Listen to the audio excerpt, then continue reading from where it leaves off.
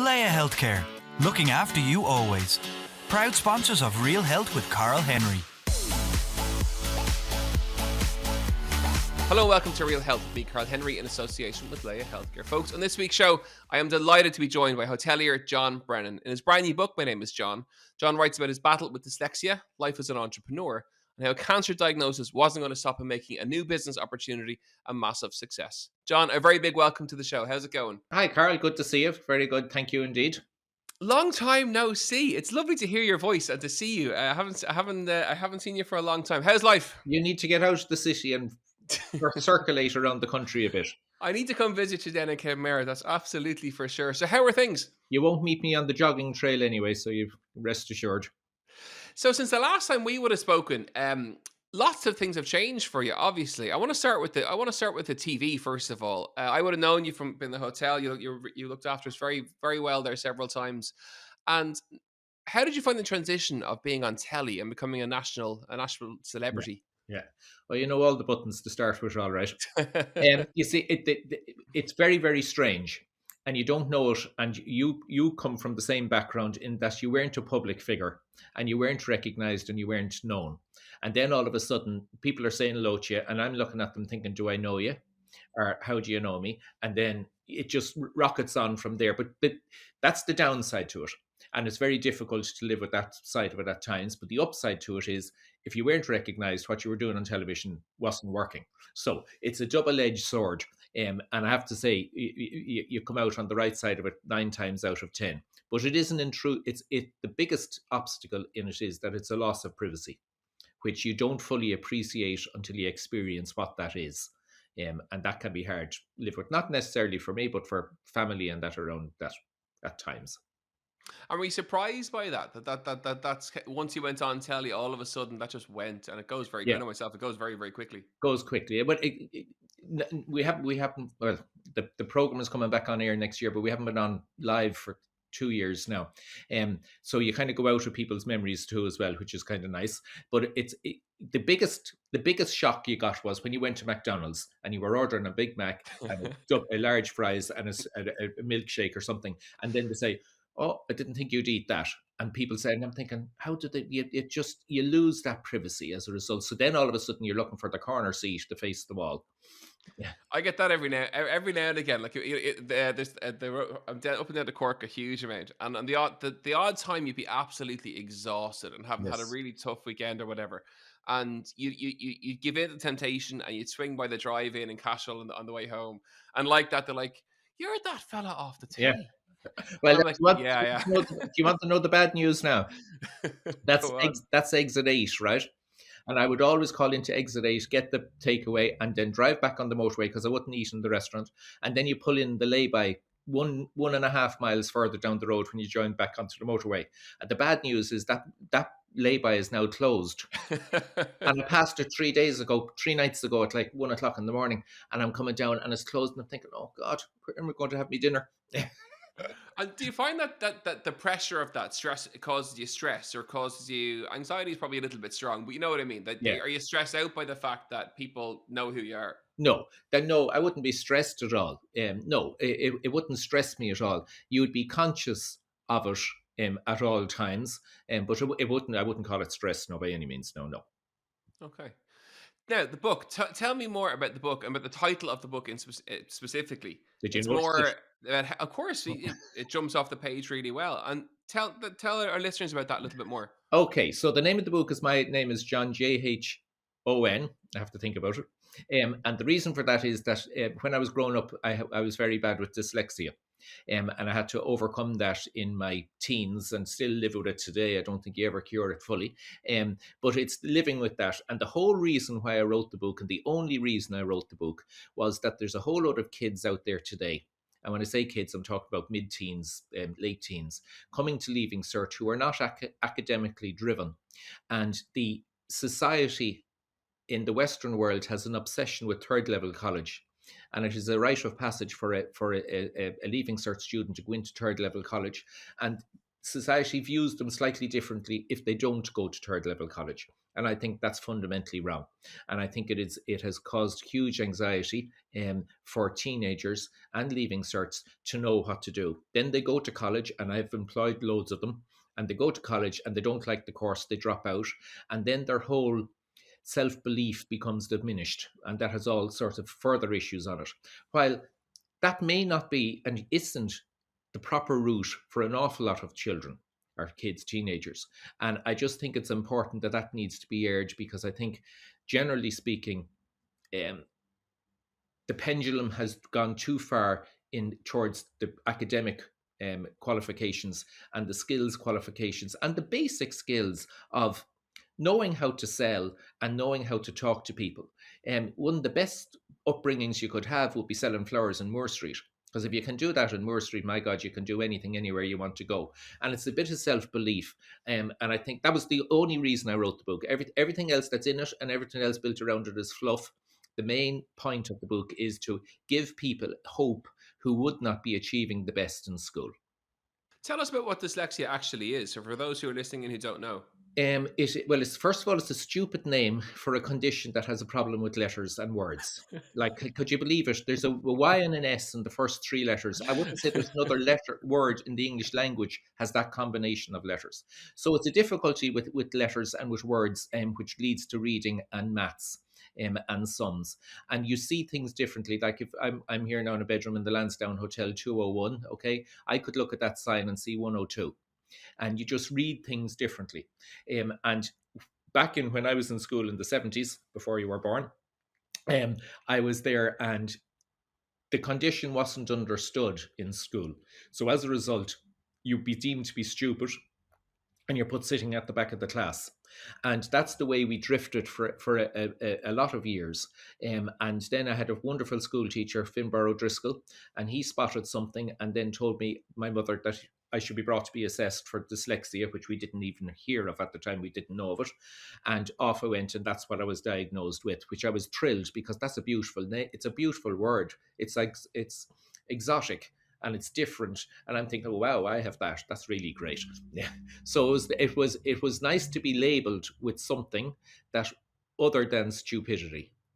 And once that happened, then I suppose you relax a little bit and say, yeah, but there's ways of working with this. And then you go, and I did summer schools in Bray for 3 years in a row.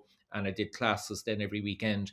And then all of a sudden you learn how to look at words differently, and you learn how to read.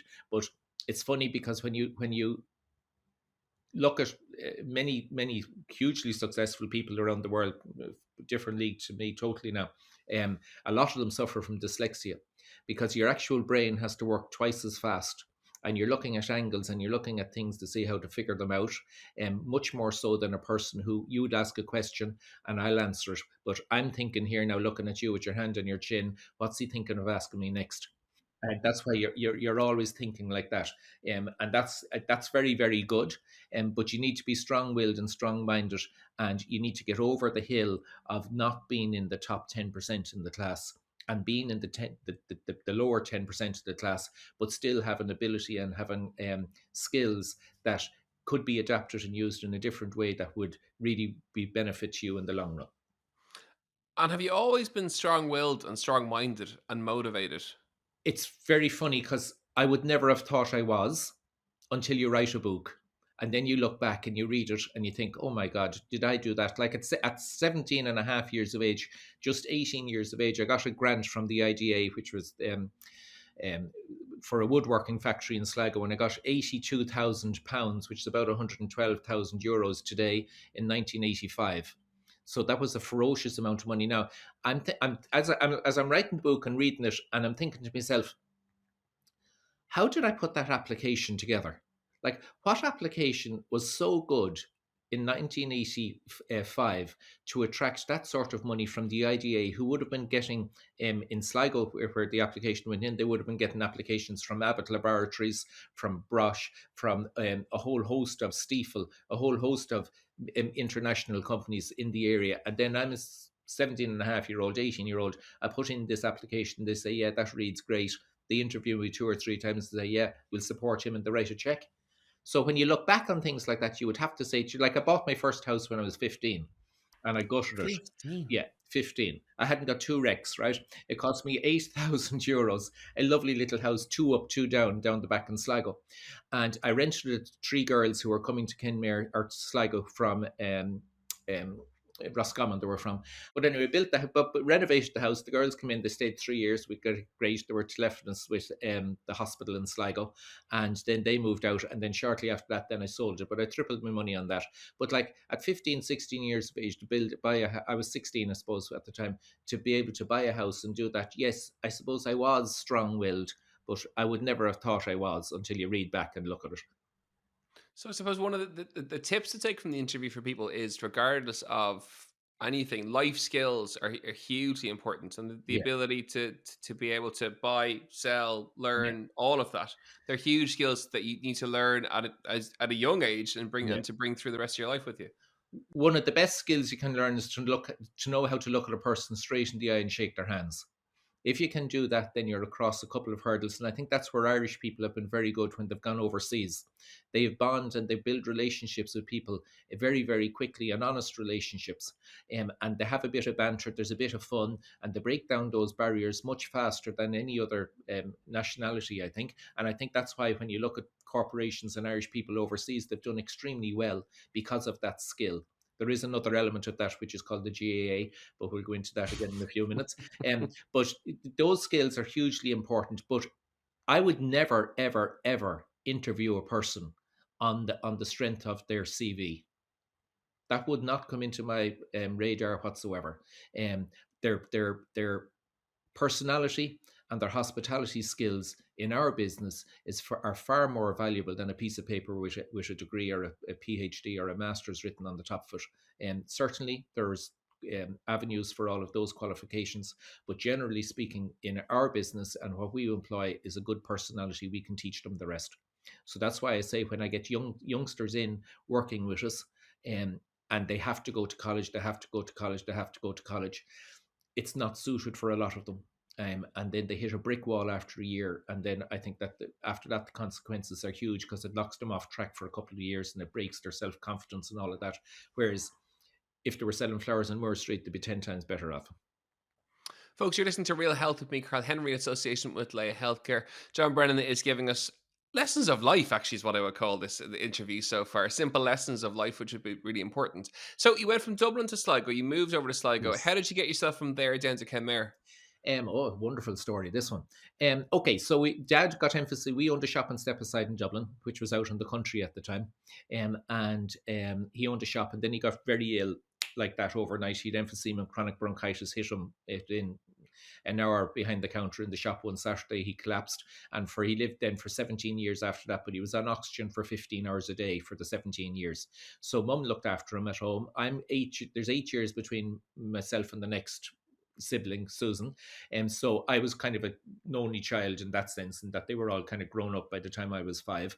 And then Dad, because he's bad chest at that time in the 80s in Dublin, the smog was horrendous from all the chimneys and the smoke. So the air wasn't clean. So he said, fine, we get out of here because I need as much clean air as we can get. And my mum was from Sligo, and Dad had a farm, had bought land in Sligo previously, and he said he'd build a house. So I was dragged along. I was only probably 13 at the time. So we went to Sligo, and then I went to school in Sligo out in Ballastare, which was wonderful. And then I left there at halfway through the junior cert, or the inter cert, because I couldn't handle the rest, another exam in front of me, it'd drive me around the twist. So I said, forget this. So I left, and then I went to work in a vegetable truck, and then I went to work in the Sligo Park, and had 13 wonderful years in the Sligo Park. And then I was trying to buy a hotel in Sligo and open a hotel, and the whole thing fell apart at the last minute. And then Francis, my brother in Kenmare, said, why don't you come down to me here? He says, because I'd work for you down here. So we were just after building a beautiful house in Sligo, Gwen and myself. We were only married a year and a half, and we said, fine, we'll go to Kerry. And off we went to Kerry, and the rest is history. Yeah. Wow. And how do you find working with a sibling? I'm intrigued by that now. Yeah. Probably easier than working with your father. Good answer. Good answer. No, I'm sure that's very true, by the way. I'm sure that's very true. I'd say I'll be getting a phone call, will You might do.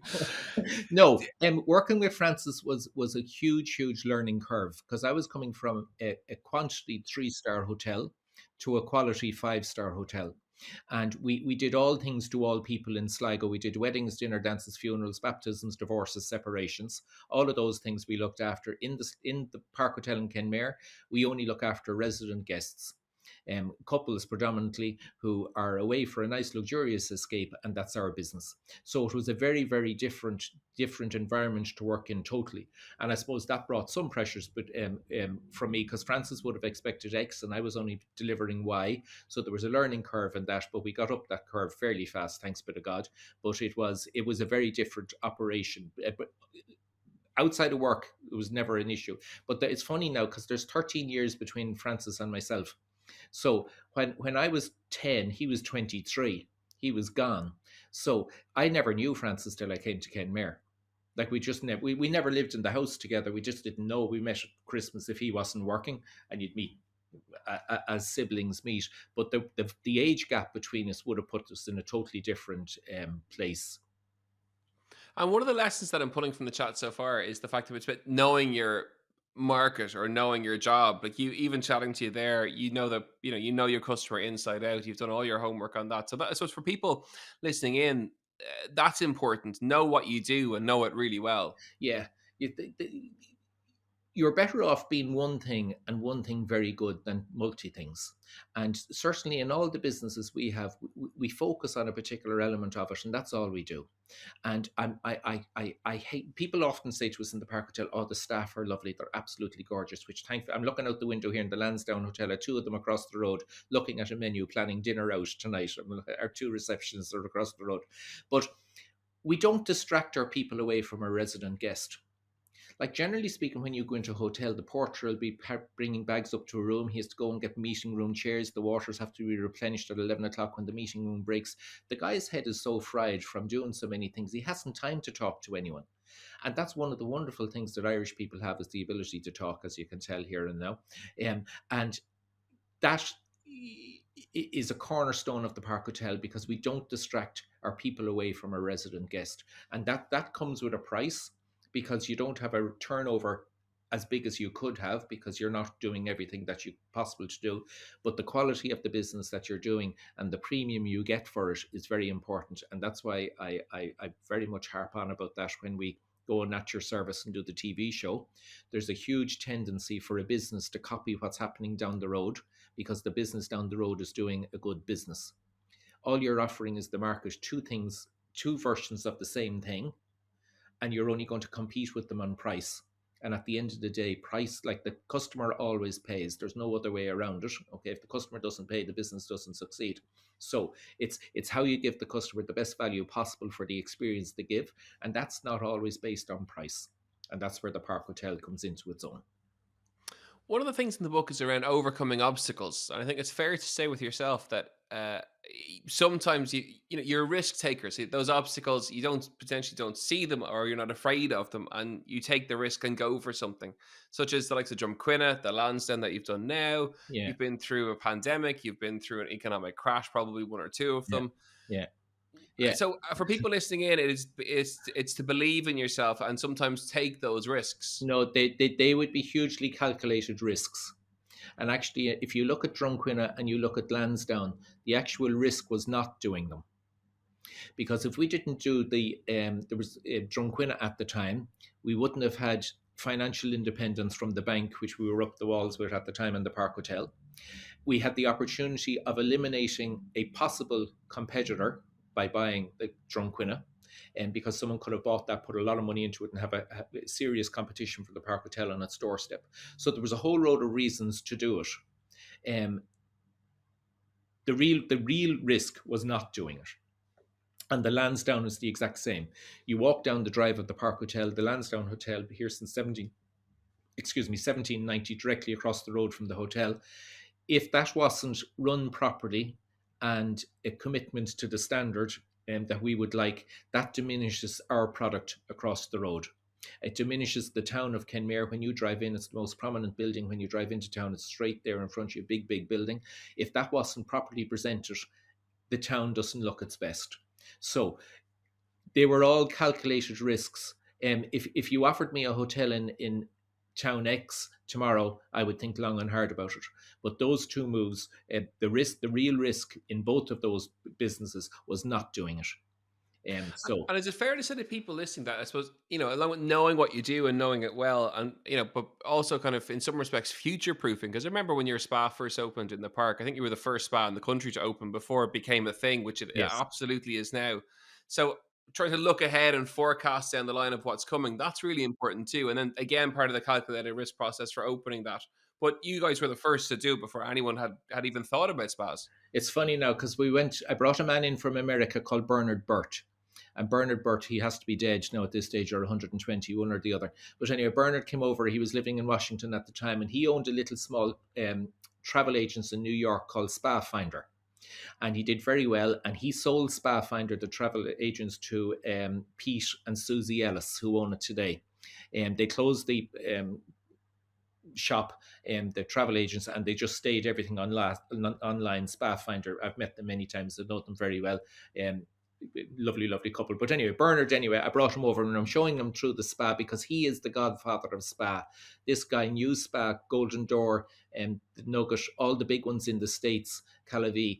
He would have been the guy who they would have all gone to for inspiration and for the thought process and the whole thing. So we were in the middle of the build in Kenmare, and I said, would you like to come over and see? He said, I've never been to Ireland. So over he came anyway, and I'm showing him around. He said, John, there's a huge mistake here. I said, what's that? He said, you have no swimming pool. I said, no. I said, we don't. He says, that's not going to work. Well, I said, hold on now, bear with me now for a minute. In America, I said, you're all members of country clubs, or you have your own swimming pool at home. Swimming in America is not a problem because you have access to pools. In Ireland, we don't have access to pools. And the difficulty with the word spa, which is a 3-letter word, I drive a car. Me telling you I have a car, you don't know if I drive a Rolls Royce or a Mini. It means nothing. And spa is the exact same. But the spa that we wanted wasn't a leisure centre with treatment rooms. We wanted a proper destination spa. So I decided not to build the pool because I wanted to establish in the marketplace the difference between spa and leisure centre. And I said to him, in 4 years' time, I will build a proper swimming pool, but not until we've established the spa world first. And that's what we did. And then he came back and I built a 25-metre pool, beautiful swimming pool, 2.5 lanes wide, 25 meters long, stainless steel, which is really unusual, but a really good finish. And we built that. And then we have our swimming pool as well. But it was important that we established spa before we built the pool. But that's... travel is the best education you can have. And our daughter has just qualified from college last May, and I told her to go away for 2 years. Don't want to see her. Get on a plane, and off she went. She's in Malta at the moment. But you cannot beat travel for experience and for education, particularly for me. I would much prefer, Francis doesn't agree with this for financial reasons, I would much prefer to stay in a 5-star hotel where I'm going to learn something than a place that's 150 euros cheaper and I'll learn nothing. I think that 150 euros that I spend is the best value money we will get, because you'll pick up some little nugget. Like I was in a hotel the other night and they had a hairdryers in the wardrobe, as every hotel does, but they had a little tag on it, have a good hair day. And just little things like that you pick up when you travel and you stay someplace nice. But I think travel is hugely important. People will get from the conversation already that you're an optimist. You're a hard worker. You're a bit of a risk taker. You're an optimist. How do all those 3 traits come to forbear when you get diagnosed with non-Hodgkin's lymphoma? Okay. How does that mashup happen? I'll tell you exactly. It's good. It's funny now. Okay, I had pains in my stomach. We eliminated curries. We eliminated gin. We eliminated red wine. We eliminated white wine. I was still getting pains in my stomach. And this particular Saturday night, I was benching too. I didn't sleep at all. I was walking all over the kitchen. And the next day, I rang my sister, Kate, in Dublin, who works in the medical world. And I said, listen, I'm in trouble. I said, I need to talk to someone. Oh, she says, I know the guy in Cork. She says, go to him. So I said, fine. So I went to him on Tuesday. He had to look at me. He said, John, he said, it's gallstones. He says, not a problem. He says, we'll do a laser on them. We'll take them out. And he said, burn them out. And he said, I'll be fine. He says, come in to me on Friday. Sounds, says I. So get in the car over to him on Friday. He did the job. Everything happy out, not a bother. Left on Friday evening, came back to Kenmare. Everything was fine. It wasn't bothering me at all. And about a week later, he rang me. He said, John, he says, you won't believe it. He said, we're after detecting cancer in the gallbladder, which we removed. I said, grand. He said, I don't know anything about it. He said, not my forte. He said, Mary Cahill's your girl in Cork. He said, make an appointment with her. So I made the appointment, went over to Mary, and that was fine. She did tests, and then I had to go back 3 weeks later. And the 3 weeks later, we were filming in Burr in County Offaly. And I had to take the morning off from filming to go to get this diagnosis at 11 o'clock in Cork. So we went down to Cork. I went from Tipperary. Gwen left and went over from Kenmare. We met in Mary Cahill's rooms in Cork, and she told us it was non-Hodgkin's lymphoma, which now is like tiddlywinks to me. I hadn't a clue what that meant. And it was stage 4, which didn't. I'm looking at her thinking, now, is that 4 out of 5, 4 out of 10, or 4 out of 100? I hadn't a notion what stage 4 was at that stage. So poor Gwen would be much more medically minded than I, so she understood it, and she started roaring, crying. And then Mary said, listen, she said, the good news is, she said, it's treatable, but she said it's not curable. Well, I said, that's fine. If we can treat it, I said, that's grand. So I was happy enough. So we left there. I went back to Tipperary filming. Gwen went back to Kenmare, God love her, on her own in the car, which wasn't an easy trip for her, I'd say at all. And that was at 11 o'clock in the morning. And at 5 o'clock that afternoon, I got a phone call from the auctioneer to say that we'd bought Drumquinna. The bank had accepted our deal. So that's how you deal with a diagnosis like that. And you know something? It was the best thing that ever happened, because it focused my brain for the year I was having treatment. I was doing the Landstar, or the Drumquinna Manor Up, which was basically an abandoned site for 12 years, derelict. There was all pampas grass growing over the avenue, which wasn't tarmac, it was only a gravel avenue, and it was in a shocking state. So we had an awful lot of work to do there, but that kept the brain focused, because you can become very demoralized with a diagnosis like that. And I would be strongly of the opinion we all have a terminal illness called life. So the question is, what happens during it, and how long do you have? And no one knows that. So one of the good things about being diagnosed with cancer is you think about that a lot more, and you get a lot more out of your life every day as a result. So I would be hugely conscious of more time home and more time off than I would have been. I'd have worked 18 hours a day for 30 years. So I would only do 10 hours a day probably now. But you'd be just much more conscious of that now than I would have been if I wasn't diagnosed with cancer. So that's good. That was my final question for you, which is, I can get that, and I haven't mentioned it several times over the years. I get it. How you love what you do. You have a just absolute graw for the job, the people, and I'm being very, very good at what you do too. How do you switch off, or do you switch off? You don't go to McDonald's anyway. Not anymore. How'd you say? Okay, we don't golf or anything, but I have a boat, and I go off on the boat if at all possible. And we just love that, because that means you can drop an anchor for 4 hours down Kenmare Bay. You can have a picnic, and it's just bliss. And that's the way it would be in the normal run of the world. When travel was easy, we would have gone to Spain once a month. For 2 days, and that would switch off. We'd cycle. You'd be very happy with me there. I'd cycle 20 kilometers a day and walk 10 kilometers every day in Spain. No hills, all flat, but it was grand, fresh air. And we'd switch off when we go to Spain, all right, like that. Yeah, we would do that, and certainly on the boat. We bought a camper van a few weeks ago, and like that's our version of your boat. We just go off on a Sunday for a spin and just park up somewhere and just relax and unravel, and it's absolutely super. Well, subconsciously you're off duty once you're behind the wheel of that motorhome. Absolutely, and we only drive it on a Saturday or a Sunday, and the subconscious brain is all activated in full relax mode. The phone goes in the glove box, you don't see it. Yeah. You're in a totally different space while you're there, and it's become our space of downtime and relaxation. You know, I'll get worried about you when I hear you're sitting in the avenue of the hotel, sitting in the van with the tent at the side of it. That wouldn't be part of the image of the hotel, John. That is for sure. John, it's been absolutely. I've thoroughly enjoyed catching up with you. It's been so long since we've chatted. You were very, very good to me many years ago. I remember just after Christmas one year, I went over to the park to train for a couple of days, and you put me up in the chauffeur's room, and yes. I haven't forgotten the hospitality you guys showed me all those years ago. I was a bit of a lost soul, so it was much appreciated. John, remind us of the name of the book. My name is John, published in all bookshops now, and it is really for parents and for children who find schooling a little bit challenging. I think everyone who's listened to the interview today will be inspired, motivated, focused, and just feel good. It's one of those lovely chats with people when the podcast really kind of does its thing. So it's been great to catch up, and I'll see you in person hopefully very, very soon. Folks, Very good. that's it for another episode of Real Health with me, Carl Henry, in association with Leia Healthcare. I really hope you enjoyed today's episode. As ever, you know where we are, at Carl Henry PT on Twitter and on Instagram, realhealthindependent.ie. And finally, don't forget to rate and review. And we'll see you very, very soon for more Real Health. Slán go fóill. Leia Healthcare, looking after you always. Proud sponsors of Real Health with Carl Henry.